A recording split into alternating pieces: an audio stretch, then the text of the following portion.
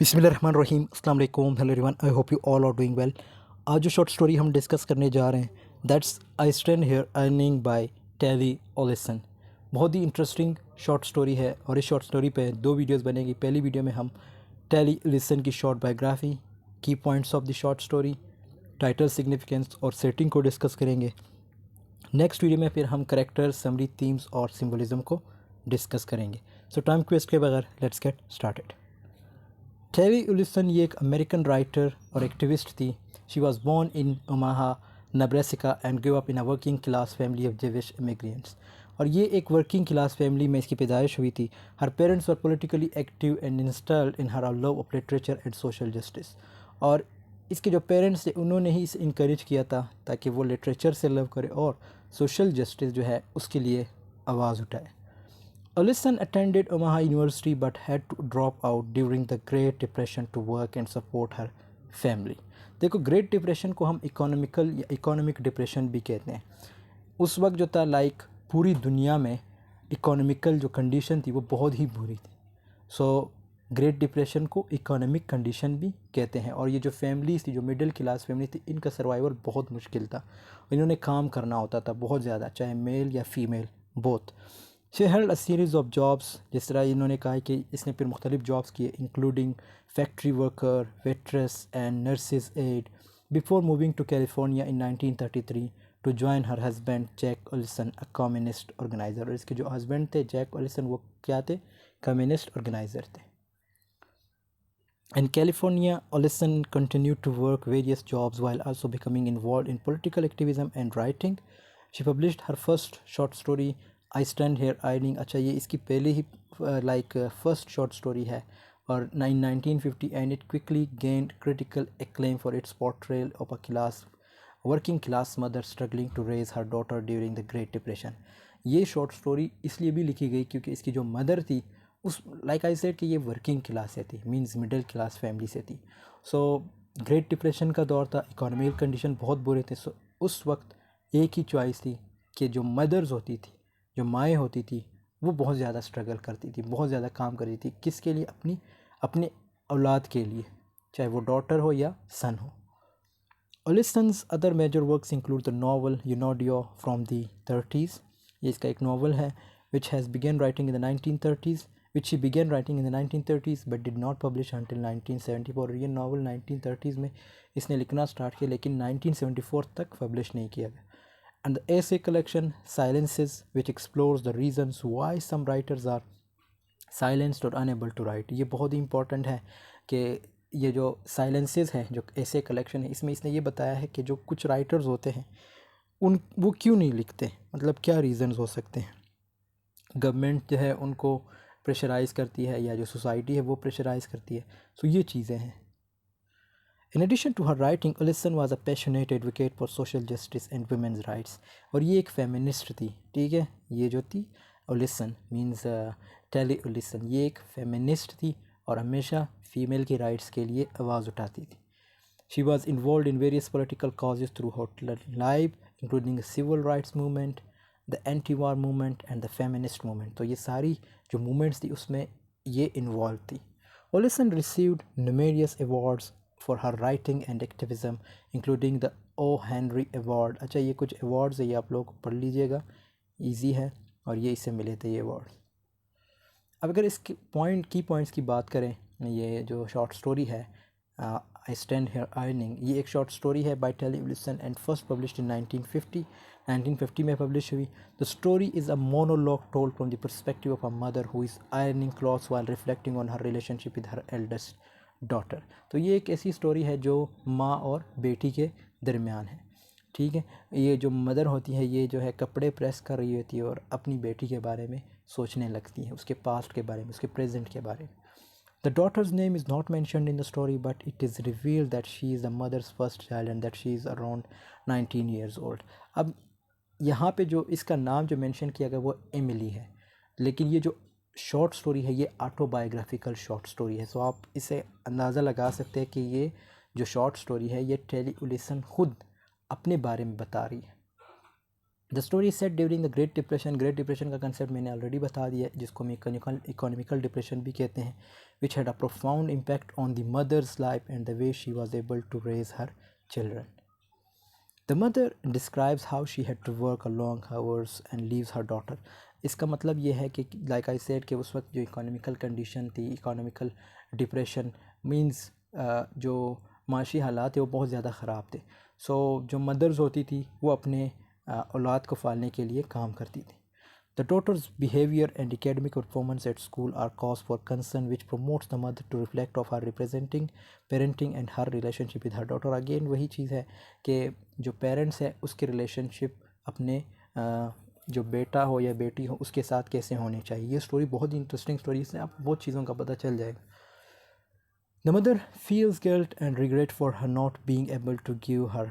इस पॉइंट का मतलब ये है कि ये जब हम इसकी समरी डिस्कस करेंगे तो आपको बेहतर समझ आएगी।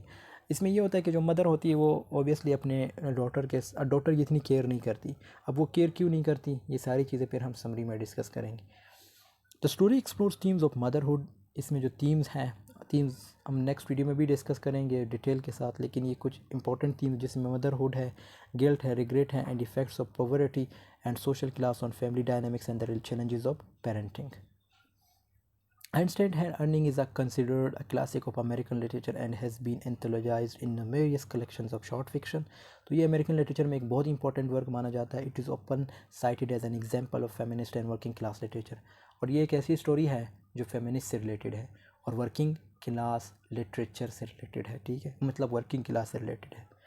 The story is a monologue told from the, ये पॉइंट ऑलरेडी हमने डिस्कस करे हैं। मोनोलॉग का मतलब ये है कि एक ही बंदा बोल रहा होता है, ठीक है, एक ही बंदा जो है लाइक इस जो स्टोरी है इसमें स्ट्रीम ऑफ कॉन्शियसनेस का यूज़ हुआ है। और इसमें जो है लाइक जो लिटरेरी टेक्निक है वो कौन सी है, stream of consciousness. The mother is ironing clothes when she receives a call from her daughter school. इस पॉइंट का मतलब ये है कि जब ये कपड़े प्रेस कर रही होती है तो इसे कॉल आती है, ठीक है, किसकी तरफ से, स्कूल की तरफ से।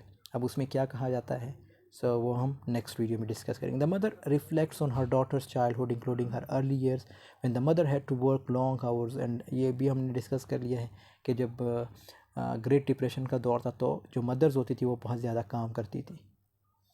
The daughter struggle with various health issues. अब इसकी जो डॉटर थी उसको बहुत मुख्तलिफ बीमारियाँ भी लगती हैं, ठीक है, मतलब ये जो मदर थी इसकी जो बेटी थी एमिली जो है मेन करेक्टर है। The mother also reflects on her own struggles in a single mother during the great depression.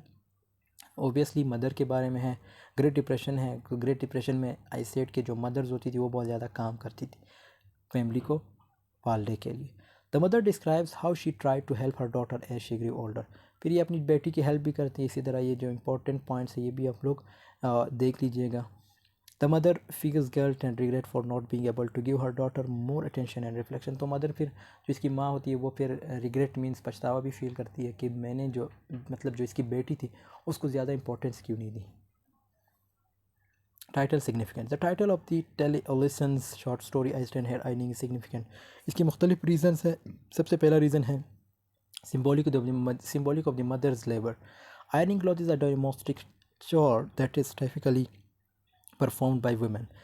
कपड़े प्रेस करना ये ओबियसली डोमेस्टिक वर्क है, ठीक है, और कौन करती है, जो मिडिल क्लास होती है, जो पुअर क्लास होती है वो लोग करती हैं। जो अपर क्लास है वो भी करती है, लेकिन आपको पता है कि अपर क्लास जो है हर चीज़ के लिए कोई ना कोई जो है जो मज़दूर वगैरह होते हैं, लाइक यहाँ पे जो वर्ड मेंशन है लेबर, तो मज़दूर वगैरह रखते हैं। By focusing on the mother's ironing in the title the story besides the labour that women perform in a home and sacrifices they make for their families. तो इसका क्या मतलब है कि ये जो फैमिली जो मदर होती है वो हमेशा चाहे कपड़े भी प्रेस करे, तो इसका क्या मतलब हो सकता है, इसका मतलब ये कि वो अपनी फैमिली के लिए सेक्रीफाइसेस दे रही है, कुर्बानियाँ दे रही है। Reflective of the mother's emotional state, ये दूसरा इंपॉर्टेंट रीज़न है। The act of ironing may be seen as a reflective and meditative activity that allows the mother to reflect on her past experience and emotions. By standing and ironing the mother is able to sort her thoughts and feelings about her relationship with her daughter. तो ये अपनी जो daughter है इमली उसके बारे में, उसके साथ जो रिलेशन है उसके बारे में भी सोचती है। क्यों सोचती है, जब ये आयरनिंग कर रही होती है, ये पॉइंट आप लोगों ने जहन में रखने, जब ये कपड़े प्रेस कर रही होती है तो अचानक से stream of consciousness like I said past में चली जाती है, फ्लैशबैक जिसको हम कहते हैं। तो उसमें जो है ये अपनी बेटी के बारे में सोचने लगती है कि मैंने उसके साथ क्या क्या किया था और मुझे क्या क्या नहीं करना चाहिए था। Metaphorical of the mother's position relation to the daughter, ये तीसरा पॉइंट है. The phrase I stand here ironing can be seen as a metaphor for the metaphors mother's position in relationship to her daughter. She is standing outside of her daughter's life, watching from a distance and trying to take sense of her daughter. अब ये again वही चीज़ repeat हो रही है कि जब ये सोचने लगती है, मीन जब ये क्या कहते हैं, जब ये कपड़े प्रेस कर रही होती है तो ये सोचने लगती है कि मुझे अपनी बेटी को इतना दूर नहीं रखना चाहिए था. इसके जो करेक्टर्स है, जब हम इसको डिस्कस करेंगे इसके करेक्टर्स को, तो आपको बेहतर समझ आएगी कि इसके मदर के क्या क्या अफेयर्स थे और कितने बच्चे थे. Overall the title I stand here ironing is significant because it suggest a deep connection between the mother's labour. So ये जो स्टोरी है ये ओबियसली मदर और डॉटर के दरमियान ही है, इन दोनों के बीच ही. फिर इसके अगेन जो है कुछ इंपॉर्टेंट थिंग्स बताए गए जिसमें जेंडर रोल्स है, डोमेस्टिक लेबर है, मदरहुड है, and central are central of to the story. Setting. The setting of Telly Ellison short story I Stand Here Earning is primarily the home of the narrator. अब ये जो है इसके घर का ही सेटिंग रखा गया है, ठीक है. जो मदर है उसके घर का सेटिंग रखा गया है, मतलब ये जो लड़की है इसके जो माँ है जिधर ये रहते हैं वो जगह ही सेटिंग रखी गई, इनका घर ही सेटिंग रखा गया है. Who is earning clothes were reflecting on her relationship with her eldest daughter. अब इसकी जो मदर है वो अपनी एल्डेस्ट डॉटर कौन है, इमली है, ठीक है. The exact location of the home is not specified in the story, but it is implied to be in the United States during the Great Depression. लेकिन ये कहा जाता है कि यूनाइटेड स्टेट ही था, मतलब मुल्क जो था वो यूनाइटेड स्टेट था और ये ग्रेट डिप्रेशन का टाइम था. ये इंपॉर्टेंट वर्ड है, ये आप लोगों ने भूलना नहीं है, great depression. As a narrator's references economic hardship, देखो इकोनॉमिक वर्ड भी यूज़ हुआ है जिसको हम इकोनॉमिकल डिप्रेशन भी कहते हैं या इकोनॉमिक डिप्रेशन भी, and her own struggles to support her family during that time. The story also includes flashbacks to various, as I said, कि मदर जो है सोचने लगती है, फ्लैशबैक का मतलब है पास्ट के बारे में सोचने लगती है अपनी बेटी से, जो इसका अपनी बेटी के साथ रिलेशन था, किस तरह उसको ट्रीट करती थी, ये सारी चीज़ें वो सोचने लगती है. Including a hospital where the narrator's daughter was treated for an illness, इसकी जो बेटी वो बीमार होती है, मुख्तलिफ बीमारियाँ होती है, ठीक है. Was staying in a summer camp where the daughter had a positive experience. However, the primary setting is the home of the narrator, where she is doing domestic chores and reflecting on her past experiences with her daughter. जो past में इसने अपनी बेटी के साथ किया था उसके बारे में सोचने लगती है. बाकी इसके करेक्टर्स हैं वो नेक्स्ट वीडियो में हम डिस्कस करेंगे, character summary, theme, symbolism. I hope आपको ये वीडियो पसंद आई होगी. वीडियो पसंद आई है तो ज़रूर लाइक कमेंट शेयर कीजिएगा. मिलते हैं नेक्स्ट वीडियो में, तब तक के लिए अल्लाह हाफिज़, टेक केयर ऑफ़ योरसेल्फ.